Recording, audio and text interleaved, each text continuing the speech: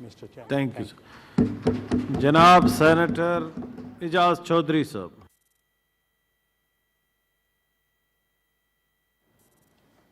बिस्मिल्लाहिर्रहमानिर्रहीम। बहुत शुक्रिया जनाब चेयरमैन। पहले तो मैं आपका शुक्रगुज़ार हूँ कि मैं चंद घंटों के लिए पुलिस की तहवील में चला गया था और आपने यहाँ से प्रोडक्शन ऑर्डर जारी किया। उससे पहले मैं लाहौर हाई कोर्ट को अप्रोच कर चुका था और उन्होंने भी लाहौर पुलिस की जो गुंडागर्दी थी उसके ख़िलाफ़ अहकामात जारी किए। मेरे प्रोडक्शन ऑर्डर से पहले वैसे तारड़ साहब आए थे और उन्होंने बताया कि जी हमने उनको रिलीज़ कर दिया है, कोई इशू नहीं है जी। और एक बेगुनाह को तारड़ साहब ने 8 घंटे तक महबूस रखा और उसके घर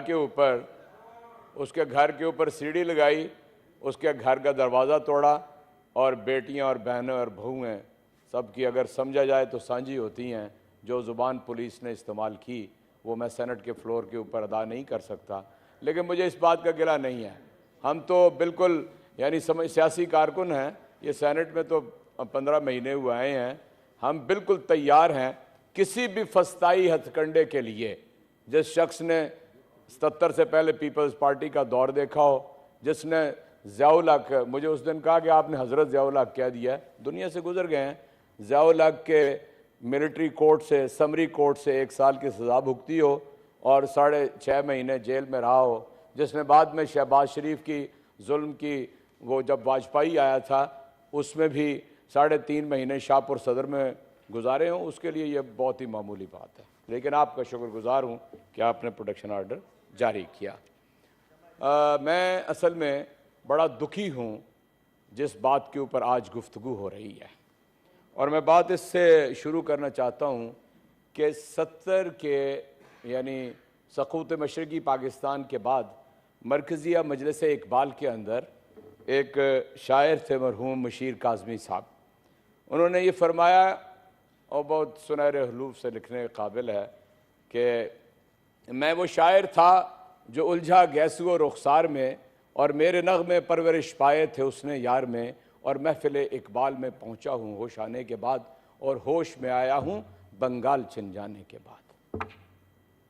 और बीच में मैं नज़म छोड़ देता हूँ और आखिरी जो फिर बंद है उसको मैं दोहराता हूँ कि जो भी आया झोलियाँ फूलों से भर के ले गया और कोई बुलबुल के पर तक भी कुतर के ले गया, और चंद बेदीनों के घर सोने के मंदिर बन गए और जो गदा थे वो नसीबे के सिकंदर बन गए। और अलगरज इस कश्मकश में मशरकी हिस्सा गया और अब हमारे वास्ते एक दर्द दायम रह गया। और फिर उन्होंने इतनी तकलीफ में ये कहा कि ऐ मशीर अब ख़त्म कर ये दास्तान दिलफगार के दामने उर्दू ज़ुबान भी हो न जाए तार तार। ये सारे तारीख़ के औराक हैं और मेरे सारे दोनों तरफ बैठे हुए सीनियर सियासतदान इस बात को समझते हैं कि ऐन अनफवान शबाब में जब पाकिस्तान 23 बरस का था, पाकिस्तान 2 लख्त हो गया। वो जो ला इलाहा इल्लल्लाह मुहम्मद रसूलुल्लाह के कलमे बनने वाला था, जो बर्र सगीर के सबसे बड़े मुसलमान कायद आज़म मोहम्मद अली जिन्ना, मैं इसलिए सबसे बड़ा मुसलमान कहता हूँ कि उलमा थे, फुज़ला थे, मुफस्सरीन थे, मुहद्दिसीन थे, पीरान कराम थे, मशाइख़ उज़्ज़ाम थे, लेकिन जिसने पूरी उम्मत को एक जगह जमा किया वो मोहम्मद अली जिन्ना था। मोहम्मद अली जिन्ना ने पाकिस्तान जो बनाया था उसके 2 हिस्से थे, उसमें 1000 मील का फासला था, 23 बरस बाद टूट गया।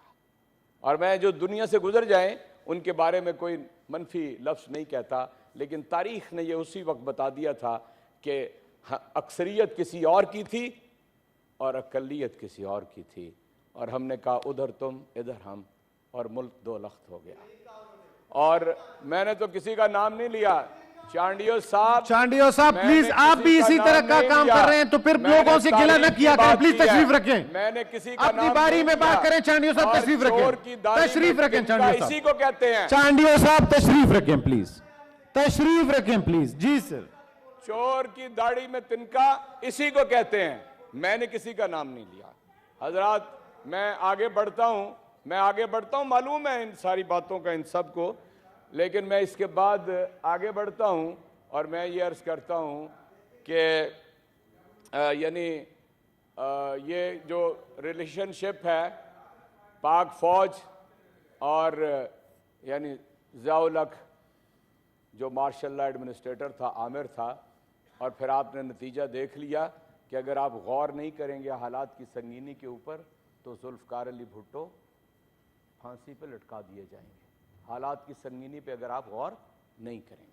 मोहतरमा बेनज़ीर भुट्टो जिन हालात में दुनिया से गई, अगर आप उस पर गौर नहीं करेंगे तो फिर आप नताइज को आप खुद भुगत लेंगे।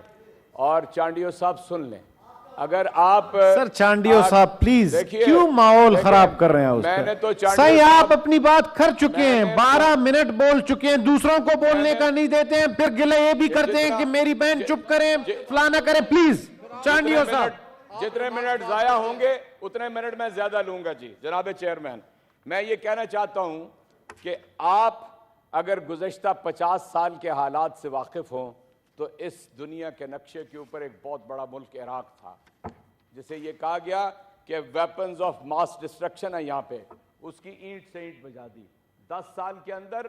और पूरे मगरिब ने, इस्तेमार ने, साम्राज्य ने सिर्फ एक फिक्रा कहा कि we are sorry, we were wrong, we are sorry, we are wrong, ईंट से ईंट बजा दी। लीबिया आपको याद है, वो भी एटमी ताकत बनने चले जा रहा था और आपने उसका हाल देख लिया। आपने अरब स्प्रिंग के अंदर मिस्र को देख लिया, आपके हमसाये के अंदर ईरान है, आपने देख लिया कि इस्तेमार ने और साम्राज्य ने ईरान के साथ क्या किया। आपने देख लिया आपके हमसाये के अंदर अफगानिस्तान है, 40 बरस हो गए हैं, इस्तेमार उस पूरी कौम को तबाह बर्बाद कर चुका है, उसके ऊपर बम्बार्डमेंट करता है, उसके ऊपर ड्रोन हमले करता है। और यहां सारे याद रख लें कि यहां पर वो कौन कौन लोग थे कि जिन्होंने ड्रोन हमले करने में मदद दी थी। इसलिए आंखें बंद ना करें, वो जो उस कबूतर की तरह कि जो बिल्ली को देख के आंखें बंद कर लेता है। अगर किसी विजनरी ने ये कह दिया है कि आपके हालात ठीक नहीं हैं, सारे बलूचिस्तान के मुहिब वतन यहाँ पर मौजूद हैं जो अपनी जानिब पे खेल के वहाँ पर अपनी ज़िंदगी के मुश्किल तरीन हालात में बसर करते हैं, लेकिन क्या भारत की रेशा दवानियाँ आपको नहीं याद कि बलूचिस्तान के अंदर क्या हो रहा है? क्या आपको नहीं पता कि यहाँ पर जनापुर के नक्शे आए? अपने MKM पाकिस्तान के दोस्तों से पूछ लें कि वो बाहर जो एक बैठा हुआ है, मतलब उसका नाम लेना मैं समझता हूँ जुबान पलीद हो जाती है, जो कायदे आज़म और पाकिस्तान को और पाक फौज को गालियां निकालता है। इसलिए मैं ये समझता हूं अगर आपको किसी ने मुतवज्जो किया है तो आप उसे खैर की बात समझें। मुल्क टूट गया था, आपकी याददाश्त में रहना चाहिए, और जो कुछ हुआ था पाक फौज को किसी को भूला है? चांडियो साहब आपको तो ये क्रेडिट लेना चाहिए। इधर बात करें जी चेयर से। जी आपसे कह रहा हूं, जो 90,000 लोग जो थे भारत की कैद में चले गए थे और हम कहते रहे थे कि जी हम लेकर आए, हमने क्रेडिट हासिल किया, और मैं क्रेडिट देता हूं। इसलिए ये ना कहें कि इमरान खान ने कोई ऐसी बात कह दी है कि जो आपको समझ नहीं आ रही, उसने आपको मुतवज्जो किया है।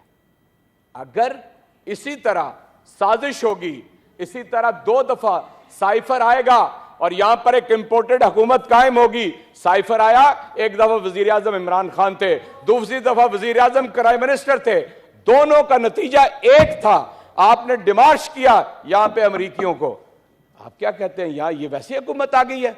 20 लोगों को आपने खरीदो फरोख्त किया सिंधा, उसमें मंडी नहीं लगी यहां पर आप। इसलिए मैं ये समझता हूं कि गिलानी साहब फरमा रहे थे, गिलानी साहब तहरीक इंसाफ ने आपके ऊपर मुकदमे नहीं कायम किए, जरदारी साहब को 10 साल तहरीक इंसाफ ने जेल में नहीं रखा, हमने नहीं आपको कोई सजा दी, हमने सारे केस आपने एक दूसरे के ऊपर बनाए जो आप अदालतों के अंदर चल रहे हैं।